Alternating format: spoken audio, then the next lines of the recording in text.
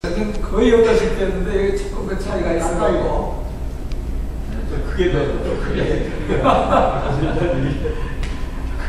네, 제가 우선 세 가지 이야기 먼저 잠깐 하고 말씀드리겠습니다. 아까 북한 해협 포기보다 안 할 것이다. 그건 다 공감합니다. 그 브루스 베넷 같은 친구가 옛날부터 육자회담 시작할 때 저도 그렇게 이야기했고요. 안 된다는 겁니다.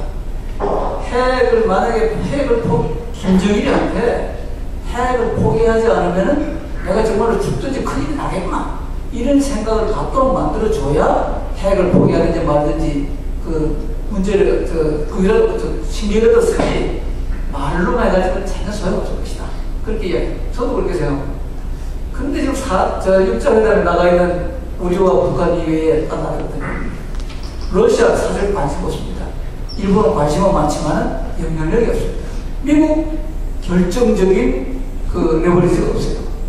결정적인 레버리지를 갖고 있는 건 그나마 중국인데 중국은 북한 핵 가지고 즐기고 있는 측면도 있습니다.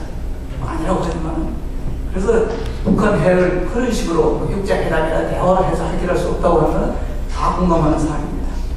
또 하나 제가 보스버스가 여기 대사할 때 제가 국방부 총장인데 같이 골프라고 쳤어요. 내일이라고 했습니다. 그럼 그쪽에서 한 명 나오고 저도 한 명 데려가셨는데 끝나고 난 뒤에 그때 우리 미사일 500km, MBCR 500km 인정하는 거가 화제가 됐습니다. 왜 한국이 굳이 그걸 500km를 연장하려고 하느냐? 뻔한 거 아니냐? 뻔한 거 아니냐? 북한이 그런 위협을 갖고 있는데 우리도 같은 문제를 갖고 있어야 억제가 된다. 그때 이 친구가 아니 애플 신중에 랜턴 달면 어디든지 갈 수 있는데 뭘 그러냐? 그리고 미사일이라고 하면 기본적으로 핵이나 가스를 쓰는 것이 의미가 있지 재래식 탄도 갖고는 의미가 없는 거 아니냐? 아니 어떤 타겟에 대한 공격 수단이 여러 개 있어야 처음까지는 억제가 되는 것이지 하나 딱 갖고 있는 게 어디냐? 너는 그렇게 하냐? 결국 이해를 안 하냐고요. 이해를 안 하는 것이 아니라 못하는 것이 아니라 안 하는 겁니다. 그만큼 한국 문제, 한국에서 있어서 대해서도 이 소위 WMD 문제에 관해서만은 미국의 태도가 많이 다릅니다. 또 하나, 지금 2002년도에 넘어온 북한 탈북자 중에 비교적 고위층에 있었던 친구 하나가 1994년, 그러니까 김정일과 집권할 당시에는 사실상 지방에 출장을 나가면 흠모지고 시청을 길거리에 절대했대요. 그래도 치우지도 못했다는 겁니다. 쉽게 말해서 사실상 그 체제가 거의 행정체제가 거의 붕괴되어 있었다는 거죠. 그런데 평양 안에는 김정일은 저가 없이 김일성을 죽였다 그런 말이 돌고 해가지고 사실상 정국을 정하기도 어려운 상태였다. 그런 이야기를 했습니다. 그리고 실제로 이제 94년, 95년 YS 끝날 때쯤 돼서는 말 그대로 우리 국정원 그 당시 우리 정보관계 되는 사람들이 저한테 와서 하는 얘기 보면은 북한 이미 나라도 아니라는 겁니다. 지금 사실상 우리가 돈만 좀 모르게 할 수 있다. 그래서 실제 저보고도 제가 국방비서를 하고 있을 텐데 저보고도 300만 불만 내라. 스카드 C 가지고 있다는 겁니다. 그래서 스카드 가지고 있다는 그런 사람들 많았습니다.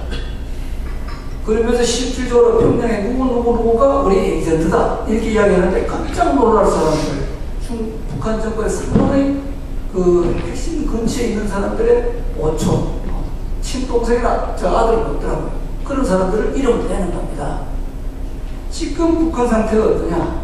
그때보다 제가 보기에는 더 위험합니다. 김정일이 오고 죽는다고 하는 거 아닙니까? 급변사태 이야기를 하는데 중국 전문가들하고 이야기할 때 되면은 북한 급변사태 안 한다고 합니다. 황정엽 씨도 안 갈 거라고 이야기해요. 집단 지도 체제로 해가지고 잘 보호해서 잘 갈 것이다. 넘어갈 것이다. 그렇게 이야기합니다. 그러나 집단 지도 체제라고 하는 것이 성공한 케이스가 여기서가 별로 없습니다. 기억나십니까? 지금 중국이 사실상 유일한 케이스 아닌지도 모르겠습니다.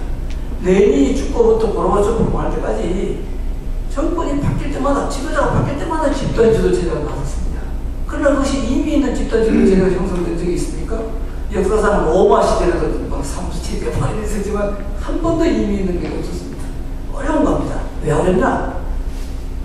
그게 상호간에 아주 확실한 권력 균형이 이루어져야 되고 서로 뜻하는 바가 맞아야 되고 또 특히 그 중에 어느 하나가 갑자기 예를 들어서 주석이 된다고 하면 내가 죽지 않는다는 보장이 있어야 됩니다.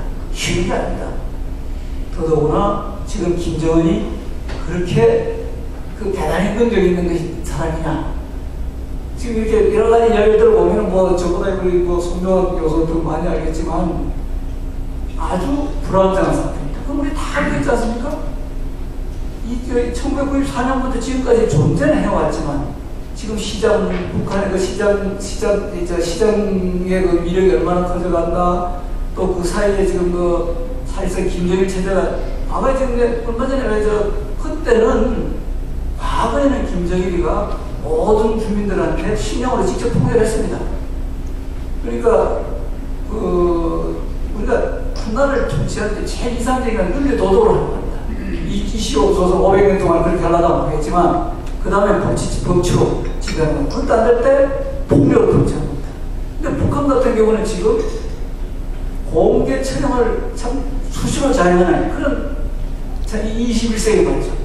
그런 폭력 통치도 모자라가지고 식량으로 통치해 왔었거든요. 근데 지금은 식량 통치도 불가능한 상태가 돼가고 있습니다. 능력이 없으니까. 우리가 주원하는 그전에 지난 10년, 햇볕 10년 동안에는 우리가 능력주는 것 같고, 어느 정도 된 그때도 김정일이가 일반 대중은 이른바 고난의 행보 속에 굶어 죽게 내버려두고, 김정일의 당 정권의 김정일의 핵심 세력들한테만 식량으로 먹살을 했습니다. 그리고 남는 돈 갖고 핵 개발하고 이렇게 해온 거죠. 그 체제가 지금 벌써 10년을 넘었습니다. 어떻게 저게 안정이 되겠습니까? 저는 그래서 중국 사람들도 물어보면 그렇게 이야기하지만 따로 만나서 이야기하면 다르게 이야기하는 사람들도 많고 우리 여기 와 있는 탈북자들이 어느 나라에서 도대체 근데 내버려두면 안 됩니다. 내버려두면은 94년부터 신화사 통신에 보면은 94년부터 99년 사이 287만인가가 굶어 죽었다는 거 아닙니까? 그런데 그렇게 많은 주민이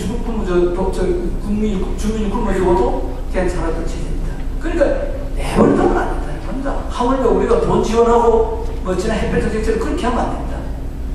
지금은 우리가 북한을 통제하고 그걸 바꿀 수 있는 수단이 얼마든지 있습니다.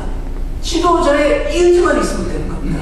아까 제가 말씀드렸지만은 2002년도, 2001년, 2002년 미국 랜드 일본 방위연구소, 러시아 이명훈 중국 사회과학연구소 다 선별해보는 좀 특이한 기회를 가졌습니다. 주변 상황이 모두 다 한 번도 통일 그거는 이미 자유통일은 어쩔 수 없는 시대적 흐름이다. 이렇게 돌아가고 있는 그런 상태였거든요. 그래서 제가 그때 와가지고 문제 정부에 처음에 그때 2003년 5월인가 제가 역사를 시간 가다 그런 기회를 우리가 놓쳤지만은 적어도 35년까지는 그런 기회가 있다고 봅니다. 그러니까 지금 쉽게 말해서 우리가 보기에는 오늘 이 시점이 핵을 폐기하게 하는 것보다 통일이 더 쉽다는 겁니다. 저희들 보기에는. 핵을 인정하면, 우리가 핵을 만들게 되면 북한 핵을 인정할 수 없게 됩니다. 우리가 핵을 갖고 북한이 핵을 가지면 아까 말씀드린 것처럼 키 큰 게임이 일어나게 될 것이고, 설사 북한이 지금 정말 핵을 만들어 갖고 와서 상당한 능력을 갖고 있어도 우리가 그걸 공적으로 인정해 줄 수는 없는 상태라는 겁니다. 핵을 갖고 같이 유지해 나가면 우리가 저 위험성이 많아진다는 것이죠. 그러니까 지금은 그렇게 아니고 통일에 더 집중해야 된답니다. 그런 것입니다. 우리가 핵을 만든다고 호함을 치고 위협을 하는 것은 여러 가지로 의미가 있어요. 그러나 정말 우리가 만드는 거하고는 좀 차이가 있다는 겁니다. 제가 말씀드리는 바로 그 부분입니다. 예, 감사합니다.